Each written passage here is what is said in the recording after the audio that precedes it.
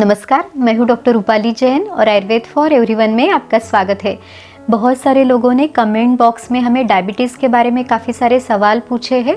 देखिए, आजकल जो डायबिटीज़ का जो प्रमाण है या डायबिटीज़ के जो मरीज़ है वो दिनों दिन बढ़ते जा रहे हैं। जैसे पहले 40 या 50 साल की उम्र के बाद डायबिटीज़ देखा जाता था, लेकिन अभी तो यंग एज में यानी जो लोग 25 या 30 साल के हैं उनमें भी डायबिटीज़ देखा जाता है। इसे टाइप 2 डायबिटीज़ कहा जाता है। और एक और जो है टाइप 1 डायबिटीज़ यानी जिसे इंसुलिन डिपेंडेंट डायबिटीज़ कहा जाता है। तो ये तो और भी कम उम्र में देखा जाता है, जैसे 10-15 साल के बच्चों में भी वहाँ से ही ये शुरू होता है। और इसमें शुगर लेवल को कंट्रोल करने के लिए हमें इंसुलिन के इंजेक्शन ही देने पड़ते हैं। तो इस तरह के काफ़ी सारे पेशेंट्स अभी बढ़ने लगे हैं। तो इसमें आयुर्वेदिक चिकित्सा आप क्या ले सकते हैं? जनरली देखिए कि जब भी डायबिटीज़ होता है और जब कोई ट्रीटमेंट कराने के लिए आयुर्वेदिक चिकित्सक के पास जाता है तो उनकी अलग अलग वजह रह सकती है। देखिए, कुछ लोग बहुत हेल्दी रहते हैं, उन्हें कोई तकलीफ़ नहीं रहती, लेकिन वो सिर्फ ये पूछने के लिए आते हैं कि उनकी लाइफस्टाइल कैसी हो, यानी उन्होंने जीवन शैली में ऐसे क्या बदलाव करने चाहिए जिससे उन्हें भविष्य में कभी भी डायबिटीज़ ना हो।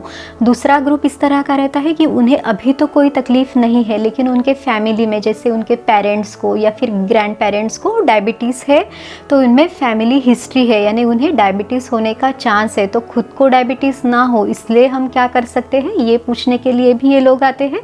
तीसरा जो ग्रुप है वो है कि जिन्होंने कभी यानी किसी भी कारण से जिन्होंने कभी ब्लड शुगर लेवल की और उसमें उनका जो शुगर लेवल है वो थोड़ा ज़्यादा दिखा रहा है, लेकिन उन्होंने अभी एलोपैथिक ट्रीटमेंट स्टार्ट नहीं की है। तो ये लोग ये पूछने के लिए आते हैं कि क्या अभी जो ये बॉर्डर लाइन शुगर है इसको कम करने के लिए क्या हम कोई आयुर्वेदिक दवाई ले सकते हैं।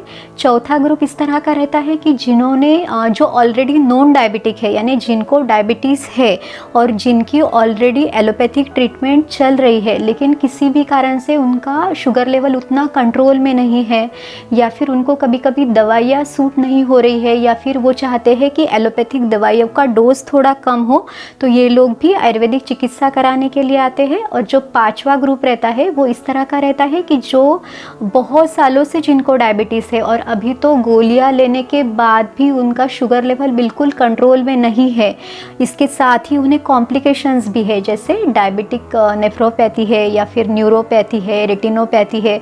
तो इससे उनको काफ़ी सारी तकलीफ़ें भी हो सकती है। तो इसको कम करने के लिए उन्हें आयुर्वेदिक चिकित्सा लेनी रहती है। तो इस तरह से काफ़ी अलग अलग लोग चिकित्सा लेने पहुँचते हैं, लेकिन हर एक की जो चिकित्सा है, हर एक को दी जाने वाली जो भी दवाइयाँ है वो भी अलग अलग रहती है। देखिए, जब किसी को डायबिटीज़ की दवाइयाँ यानी एलोपैथिक दवाइयाँ स्टार्ट की जाती है, जिसे एंटी डायबिटिक मेडिसिन कहा जाता है, ये जब स्टार्ट की जाती है तो जनरली इसे लंबे समय के लिए चलाया जाता है। काफ़ी बार तो आपको पूरी उम्र इसे लेना पड़ता है। तो क्या ये जो दवाइयाँ है ये आपका डायबिटीज़ ठीक करती है? अगर ये ठीक कर सकती तो फिर आपको दवाइयाँ इतने लंबे समय तक लेने की ज़रूरत क्यों पड़ती?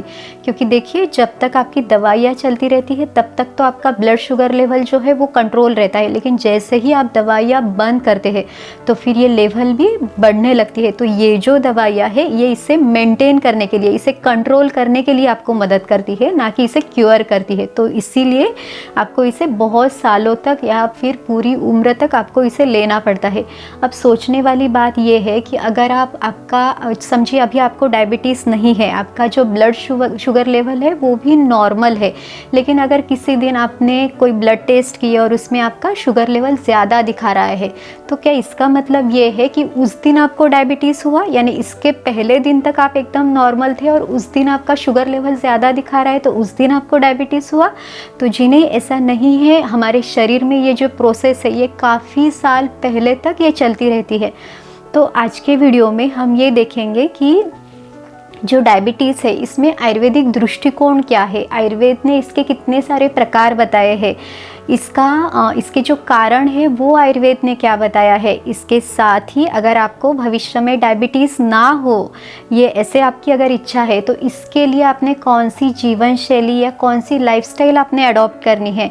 इसके साथ ही इसके लिए घरेलू उपचार क्या है या फिर आयुर्वेदिक चिकित्सा इसमें क्या है। तो इन सभी सवालों को जानने के लिए हम इन वीडियोस में देखेंगे।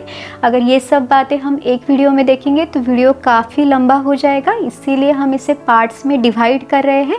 ये पूरी जो सीरीज़ है अगली, ये डायबिटीज़ के बारे में है। तो पूरी जानकारी के लिए ये सभी वीडियोज़ आप ज़रूर देखिए, और अगर आपने हमारे चैनल को सब्सक्राइब नहीं किया है तो सब्सक्राइब भी ज़रूर कीजिए। इस वीडियो में देखते हैं कि डायबिटीज़ के बारे में आयुर्वेद में क्या बताया है, यानी इसमें आयुर्वेदिक दृष्टिकोण क्या है। तो देखिए, आयुर्वेद में प्रमेह इस व्याधि का वर्णन हमें मिलता है। तो सबसे पहले ये देखते हैं कि प्रमेह इस शब्द का अर्थ क्या है। तो इसमें आचार्यों ने बताया है, प्रकर्षेण प्रचुरम वारं वारं वा मेहति मूत्रत्यागम करोति यस्मिन् रोगे सप्रमेह सामान्य लक्षणम तेषाम प्रभुत अविल मूत्रताम, यानी जिस व्याधि में, यानी जिस बीमारी में आपको बार बार मूत्र त्याग होता है, यानी यूरिन के लिए आपको बार बार जाना पड़ता है, जो यूरिन है वो बहुत गाढ़ा है, उसमें दुर्गंधी रहती है, यानी उसमें एक स्मेल आता है। तो इस तरह के लक्षण जिस बीमारी में हमें दिखते हैं, जिस व्याधि में हमें दिखते हैं, वो प्रमेह है। इसके साथ ही इसमें पसीना बहुत ज़्यादा आता है, त्वचा में भी एक चिपचिपापन आपको महसूस होता है, उस जो पसीना है उसको भी दुर्गंधी रहती है। तो इस तरह के काफ़ी सारे लक्षण इस बीमारी में बताए गए हैं। आयुर्वेद की सभी प्रमुख संहिता है, जैसे चरक संहिता है या फिर सुश्रुत संहिता है, अष्टांग हृदय है, इसमें प्रमेह इस व्याधि का बहुत डिटेल में हमें वर्णन मिलता है। तो इसमें उन्होंने कफज प्रमेह, यानी कफ की विकृति से होने वाला जो प्रमेह है उसके 10 प्रकार बताए हैं। जो पित्तज प्रमेह, यानी पित्त की विकृति से होने वाले 6 प्रकार बताए हैं, और वात के विकृति से होने वाले जो है वो 4 प्रकार बताए हैं। इसके साथ ही उन्होंने ये भी बताया है कि जो कफज प्रमेह है उसे साध्य बताया है, यानी आप जब चिकित्सा लेते हैं, ट्रीटमेंट लेते हैं तो ये ठीक हो जाता है।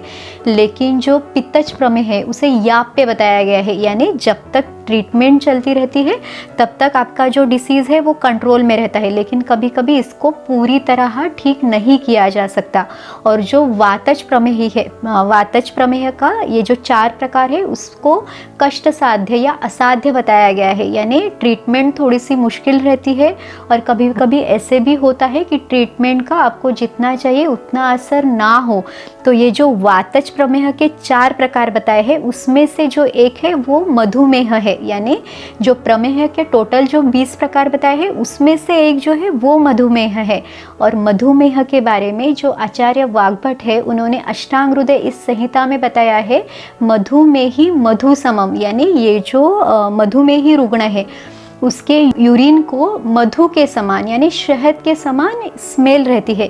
तो आज जो मॉडर्न साइंस में हमें डायबिटीज़ बताया है, इसको हम ये जो मधुमेह, ये प्रमेह का जो एक प्रकार है उससे हम उसे कोरिलेट कर सकते हैं। ये जो प्रमेह के 20 प्रकार है इसमें से हर प्रकार का कारण अलग अलग है, इसके लक्षण यानी इसके जो सिम्टम्स दिखाई देते हैं, जो तकलीफ़ें आपको दिखाई देती है वो भी अलग अलग है। इसके साथ ही इसकी चिकित्सा यानी इसकी ट्रीटमेंट भी हर एक के लिए अलग अलग है।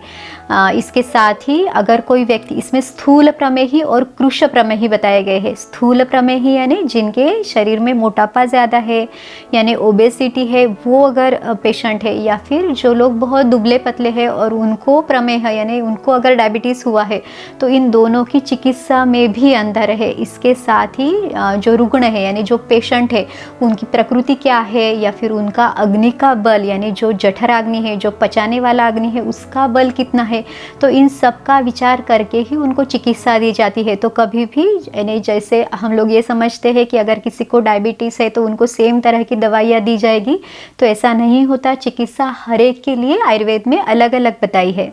डायबिटीज़ के बारे में हमारे अगले वीडियो में हम देखेंगे कि भविष्य में होने वाले डायबिटीज़ के बारे में आप आज कैसे जान सकते हैं, यानी आपकी ऐसी कौन सी आदतें हैं जो आपको डायबिटीज़ के पास लेके जाती है, क्योंकि इसमें आयुर्वेद ने कारण भी बहुत सारे बताए हैं। तो इन आदतों से बचकर आप खुद का डायबिटीज़ से बचाव कर सकते हैं।